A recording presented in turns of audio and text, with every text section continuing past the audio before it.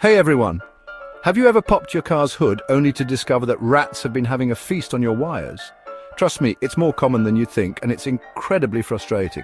But don't worry, I've got some tips to keep those pesky rodents at bay. First, let's talk about why rats love your car wires. Rats are attracted to the warm, dark spaces under your hood, and they love chewing on wires because they're coated with soy-based materials. It's like rat candy. So how do you stop them?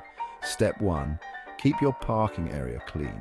Remove any food sources or clutter that might attract rats. Step 2. Use rodent repellents. There are sprays, electronic devices, and even natural solutions like peppermint oil that can help keep rats away. Just remember to reapply them regularly. Another great tip is to use wire mesh or protective tubing around your wires. This makes it much harder for rats to get their teeth on them. And if you're really serious about keeping your car rodent-free, consider parking in a closed garage whenever possible. But if you've already found evidence of rats in your car, don't panic. Give ECU Solution a call.